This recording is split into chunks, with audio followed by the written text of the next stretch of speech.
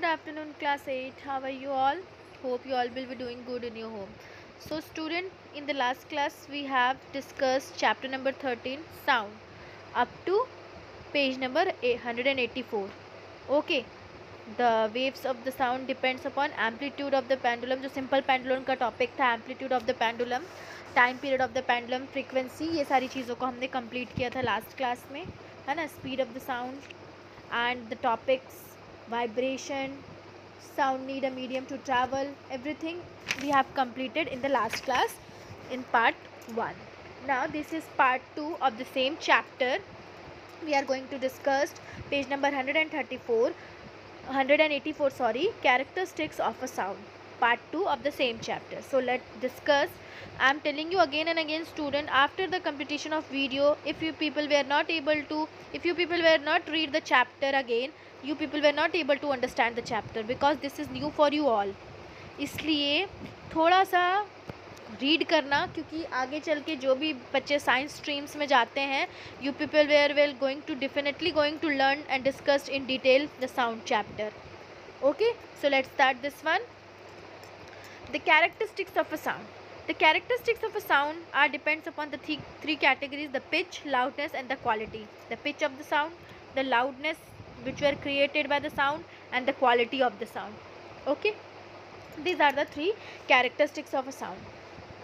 So the sound are pitch and loudness, which is turned and determined by the frequency, amplitude of the wave respectively.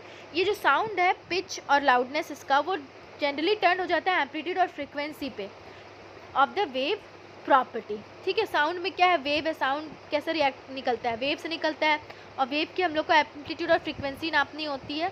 So we categorised the characteristics as a wave and frequency, amplitude and the frequency of the wave respectively.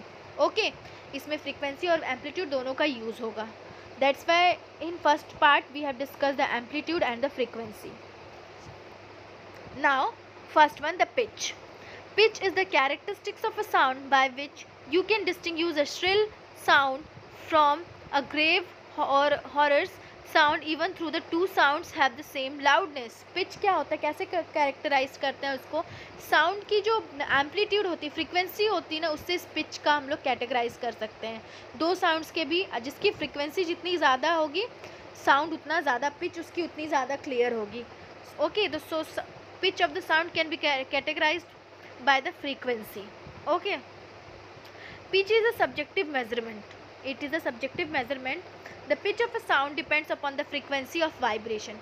जितना ज़्यादा frequency है, vibration है sound का, और उसकी जितनी ज़्यादा frequency है, pitch उतनी ज़्यादा high होती है. So the pitch of the sound produced by an object vibrating with a low frequency is low and the sound is called a grave or flat sound. अगर कोई भी वाइब्रेटिंग ऑब्जेक्ट की frequency लो है, vibration लो है, तो उसकी frequency भी लो होगी, तो उसका पिच भी लो होगा. Okay, the vibration is low, then the frequency will be low, then the pitch of the sound will be low. Here in the picture 13.9 you can see the low frequency will be the low pitch, then the sound will be flat sound और the grave sound. Simple है, frequency, vibrating object vibrate कर रहा है अगर अच्छे से, okay, the vibrating object with a low frequency is low and the sound is grave or flat. अगर उसका वाइब्रेशन लो है तो फ्रीक्वेंसी भी लो होगी और उसका पिच भी लो होगा. सिंपल है, और साउंड क्या निकलेगा, बिल्कुल फ्लैट. ठीक है. Now the pitch of the sound produced by an object vibrating with a high frequency. ठीक है, the pitch of the sound, जो ऑब्जेक्ट वाइब्रेटिंग ऑब्जेक्ट है उसकी अगर फ्रीक्वेंसी हाई है, सो is high, the pitch is also high and the sound is called shrill sound. अगर high frequency है किसी भी वाइब्रेटिंग ऑब्जेक्ट का, तो पिच क्या होगा, हाई होगा, और जो साउंड क्या होगा, श्रिल साउंड, मतलब बहुत ज़्यादा अच्छे से क्लियर और निकलेगा वो साउंड. ओके, फ्लैट नहीं होगा, श्रिल होगा, मतलब बहुत ज़्यादा ऊंचा होगा, हाई पिच का होगा. ओके, कभी कभी हम बोलते हैं ना, इसका पिच बहुत ज़्यादा हाई है, बहुत ज़्यादा लाउड निकलता है sound, that is called as high pitch. So the low frequency low pitch and the high frequency high pitch.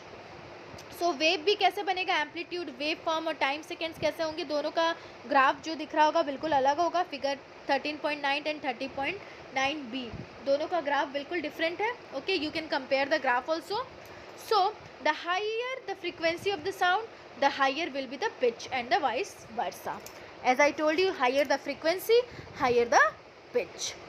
For example, the voice of the children and the women will be more higher or shrill, you can say, as compared to men. ठीक है. So women have short vocal cords. This is why, because women and children have short vocal cords, so their pitch of the voice is very high. और mains का क्या होता है, जो vocal cord होता है वो बहुत ज़्यादा लॉन्ग होता है, तो उनका पिच क्या होता है, थोड़ा कम होता है as compare to women and children. Okay, so second one, the wings of the bee and the mosquito vibrate with high frequency. वो ज़्यादा हाई फ्रीक्वेंसी वाइब्रेट करता है, so the pitch is very loud and high pitch, और उसकी जो voice होगी वो shrill होगी और हाई पिच्ड होगी. सेम तबला और गिटार का क्या है, उसकी स्ट्रिंग को जितना ज़्यादा तुम टाइट करके रखोगे वो उतनी ज़्यादा हाई पिच से वॉइस उसका क्लियर होगा, और जितना ज़्यादा वो ढीली रहेगी, लूज़ रहेगी, तो फ्रीक्वेंसी क्या होगी, लो होगी, तो पिच भी क्या होगा, लो होगा. When more holes of the flute are closed, a sound of a particular frequency at lower pitch is produced. When fewer holes of the flute are closed, a note of a higher pitch is produced. Flute में भी ऐसा ही होता है, जब flute की जो holes होते हैं, अगर वो बहुत सारे होल्स पूरे क्लोज होंगे तो उसकी जो पिच होगी वो फ्रीक्वेंसी क्या लो, वाइब्रेशन, जो वाइब्रेटिंग ऑब्जेक्ट उसकी फ्रीक्वेंसी लो होगी तो पिच भी बहुत लो होगा. अगर उसकी बहुत सारे क्लोज, बहुत थोड़े से कम अगर होल्स उसके क्लोज है तो उसकी पिच क्या होगी, फ्रीक्वेंसी ज़्यादा होगी तो पिच भी ज़्यादा निकलेगा. So this is the first characteristics of sound. Now the second characteristics of sound is the loudness. Okay, now we are going to discuss the loudness. Here, it is a common experience that when you shout and produce a louder sound, similarly when you whisper you produce a feeble sound. ये तो clear है, ठीक है. loudness क्या करता है, जब हम बहुत ज़ोर से चिल्लाते हैं तो बहुत ज़ोर से आवाज़ निकलती है, और धीरे से whisper करते हैं, फुसफुसाते हैं, तो धीरे से आवाज़ निकलती है. So, loudness is a characteristic of a sound by which a loud sound can be distinguished from a faint sound, even though both have the same pitch. अगर दोनों का same pitch है बट हम उसको जितनी ज़्यादा ज़ोर से बोलेंगे वो उतनी ज़्यादा ज़ोर से हमको सुनाई देगा, और विस्पर करेंगे तो वो धीरे से सुनाई देगा, ठीक है. लाउडनेस उसी को बोलते हैं, जितना ज़्यादा ज़ोर से चिल्लाएंगे, whenever it is in the same pitch, but we can hear the loudness more quickly as compared to whisper. Now, it is measured accurately by amplitude of vibration. जैसे कि पिच किस पे डिपेंड था, फ्रीक्वेंसी पे depend था, वैसे ही loudness किसके ऊपर डिपेंड रहती है, लाउडनेस किसके ऊपर डिपेंड होती है, एम्पलीट्यूड के ऊपर. Okay, accurately by the amplitude of the vibration. When the pitch is depends upon the frequency of the vibration rather than loudness depends upon the amplitude of the vibration of the sound. So loudness of a sound is directly proportional to the square of the amplitude. So the loudness of the sound is directly proportional to the square of the amplitude of a sound, okay, of the vibration producing the sound. Vibration क्या करता है, vibration के through ही sound produce होता है. So loudness is directly proportional to the square of the amplitude of the vibration producing the sound. So you can write the loudness is directly proportional to the amplitude और square. So amplitude becomes twice, the loudness increase 4. अगर amplitude twice है तो loudness क्या होगा, 4 हो जाएगा, क्योंकि depends upon the square of the amplitude of vibration. Maths का थोड़ा सा टर्म यहाँ पे यूज़ करेंगे, टर्मिनोलॉजी. तो the loudness is directly proportional to amplitude square. So the loudness कितना हो जाएगा, 4 टाइम इंक्रीज हो जाएगा. Okay, so this is loudness. So here you can clearly understand that loudness is directly proportional to the square of the amplitude of the vibration of the sound producing. Clear हो गया. Now students, page turn करो, उससे बहुत अच्छे से clear हो जाएगा. When you strike a drum softly, its skin vibrates with a smaller amplitude and a soft sound is produced. ठीक है, smaller amplitude, soft sound is produced. When you strike a drum very harder, it vibrates with a greater amplitude and a louder sound is produced. अगर larger amplitude है, जितना ज़्यादा ताकत लगा के drum बजाओगे उतना ज़्यादा loud noise create होगा. So it is clear that the loudness of the sounds depends upon the amplitude of the vibration producing sound. Okay, now the loudness of the sound also depends on some other characteristics like vibrating object, distance from the object, vibrating object, density of the medium, motion of the medium, which will you study in the detail in the higher classes. ये सारी चीज़ों को detail study करोगे higher class में. अभी सिर्फ इतना ही जानो, ये सिर्फ इंट्रोडक्शन है चैप्टर का, सो इतना ही हमको क्लियर करना है. Now the loudness of the sound is measured in a unit called decibel. अब ये लाउडनेस ऑफ द साउंड को कैसे, किस यूनिट से हम लोग मेजर करेंगे? साउंड का एक यूनिट होता है which is called as decibel, which can be written as small D and capital B, DB, decibel बोलते हैं. So in the table 13.2 sound and their loudness, पूरा डेसिबल कितना ज़्यादा होता है वो सारा चीज़ इसमें लिखा हुआ है. अगर रस्टिंग ऑफ लीव्स है, whispering, normal conversation, loud music, heavy traffic, pneumatic drill, aircraft engine, rocket at take off, जितना ज़्यादा उसका साउंड है लाउडनेस इन डेसिबल, और लाउडनेस क्या है उसकी वो सारी यहाँ पे फिगर टेबल 13.2 में दी हुई है, अच्छे से देख लेना. Okay, now the third characteristics of a sound is the quality. ठीक है, क्या है third characteristics? It is the quality. So it is the characteristics of a sound that enable us to distinguish between the two sounds of the same pitch and the loudness produced by the two different sounds. It depends upon the wave form of the sound. अब क्या होता है, कभी कभी ऐसा हम लोग देखते हैं कि दो साउंड का एक सेम पिच है और उसका लाउडनेस भी सेम है, यानी frequency and the amplitude both are same. So we can not distinguish the sound, हम लोग डिस्टिंग्यूज नहीं कर पाते हैं. So the quality of the sound depends upon the wave form of the sound. अब दोनों का सेम है तो हम लोग क्वालिटी कैसे चेक करेंगे? जो वेव फॉर्मेशन होगा ना साउंड का, then we will check the quality of the sound. जैसे कि देख लो तुम्हारे घर में कई लोगों का आवाज़ बिल्कुल एक जैसा होता है, ठीक है, तो हम लोग कैसे करते हैं, हम लोग उनके वॉइस की क्वालिटी से उनको पहचान जाते हैं कि ये हमारी मम्मी है, हमारे चाची है या हमारी दादी हैं. So the quality of a sound is called its tone. जैसा उनका टोन है, the quality depends upon the quality of the sound depends upon the tone. Okay, for example, a turning fork, some vibrating objects do not produce a sound of single frequency. They also simultaneously produce sound of the other frequencies. For example, guitar and sitar. Turning fork हुआ, guitar and sitar same frequency में different sounds produce करते हैं. So we can identify whether it is guitar or sitar by the quality of the sound. जो wave formation होगा उसकी quality से हमको पता चल जाएगा. So they produce the sound by single frequency. Okay, single frequency रहती है which is called as basic or fundamental frequency. Along with they produce a mixture of the sound of other frequencies called harmonies. Mixture of the sounds भी निकलती है which is called the harmonies. So simple फंडा यही है, quality of the sound can be checked by the wave formation of the sound. Okay, different instruments have their different shape, sizes, they produce different number of harmonies of different relative loudness.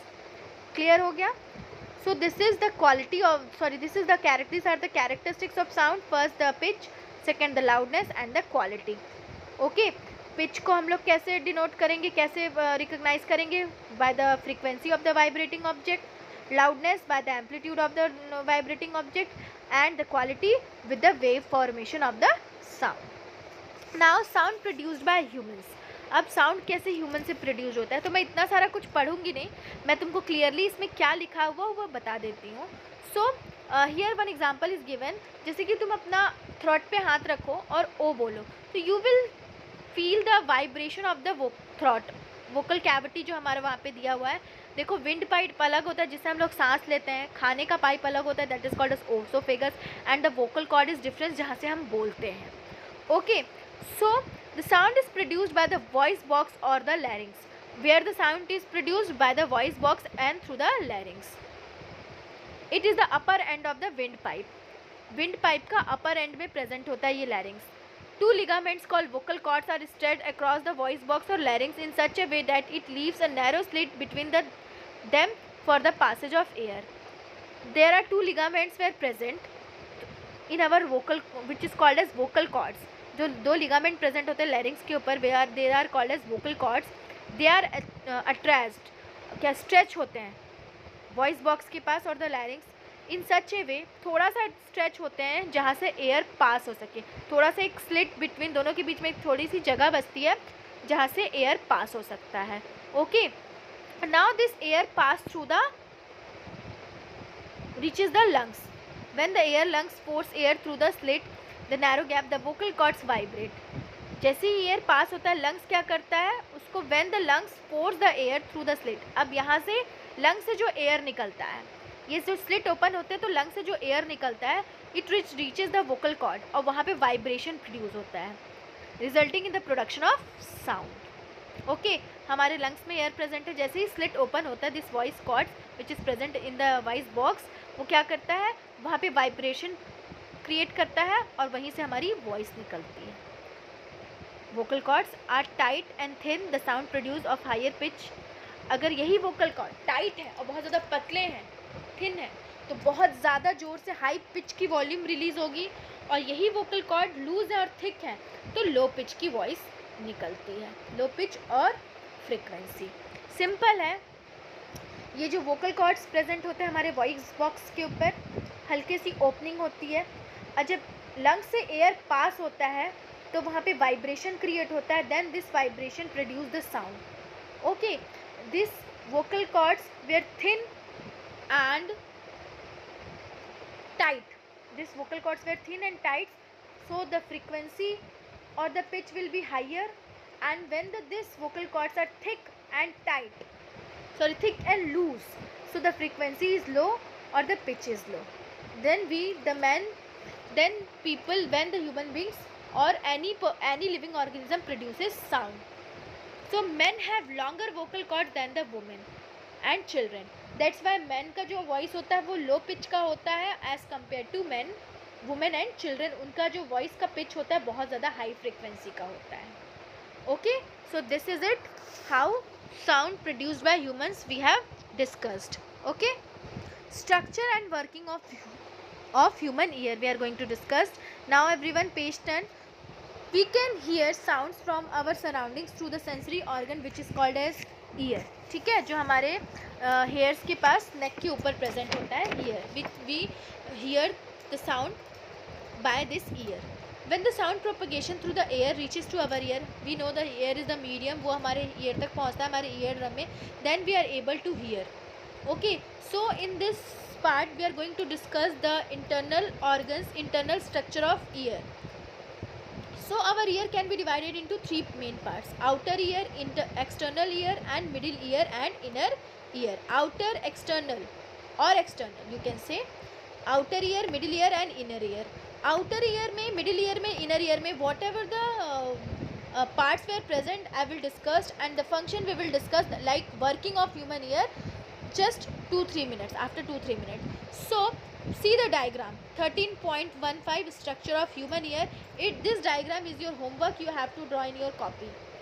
Okay, this diagram is your homework, you have to draw in your copy. मैं बार बार बोल रही हूँ, copy कभी भी मंगवाएंगे हम check करने के लिए, अगर नहीं रहेगा तो तुम लोग को कॉपी के जो मार्क्स मिलते हैं वो मैं नहीं दूंगी. I am not going to give you the marks. So this you have to draw in your copy the diagram 13.15 structure of human ear. So this structure of human ear has been divided into three parts: outer ear, middle ear or inner ear. In outer ear you can see the pinna, the ear, and the internal canal जहाँ से voice हमारी जो sound है वो जाता होगा अंदर, and the ear drum is present and strike in our ear drum. Okay, and the middle ear, the hammer and the anvil will present. The hammer and the anvil and the strip, the three parts were present in the middle ear. Okay, and in this there are three bones were present according to their shapes and collectively which are called as ossicles. They are the bones and they are collectively present in the middle ear which is called as ossicles. ठीक है. Now this middle ear is connected to the ostican tube which is present in the inner layer. Ostican tube भी इसमें present होता है. There are four parts: the hammer, anvil, strip and the ostican tube in the middle ear. ये सारे parts इसमें present होते हैं. Now the inner layer, you can say the inner year. Inner layer मैंने बोला था, इनर ईयर. इसमें क्या क्या प्रेजेंट होता है? The cochlea and the semi circular canals. This two were present in the inner ear. Okay, this cochlea is the circular, is present in a snail like structure as you can see, and the semi circular were in the circular form. ठीक है, इनका नाम भी इनके structure के according है. सो क्या क्या पार्ट्स प्रेजेंट होते हैं तीनों में हम लोग डिस्कस कर लिए. Now we will discuss the working of this human ear. So what will happen? First, pinna collects the sound waves from the surroundings and sends them to the eardrum through the ear canal. ये हमको पता है pinna क्या करता है, पूरे sounds को collect करता है and send them through the eardrum through the ear canal. First part हो गया. Now second, when sounds wave fall on the eardrum, they make the eardrum to vibrate.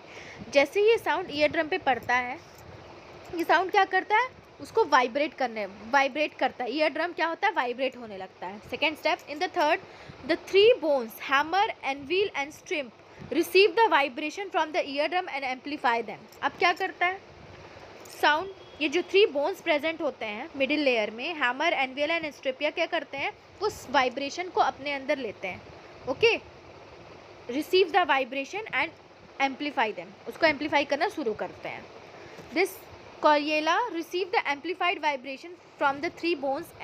The sensitive hair cells present in the colliella convert them into the nerve impulse. अब ये जो colliella जो inner ear में present है वो क्या करता है, जो amplified vibration है जो दो तीनों bones किए रहते हैं middle ear में, उसको अपने अंदर लेता है.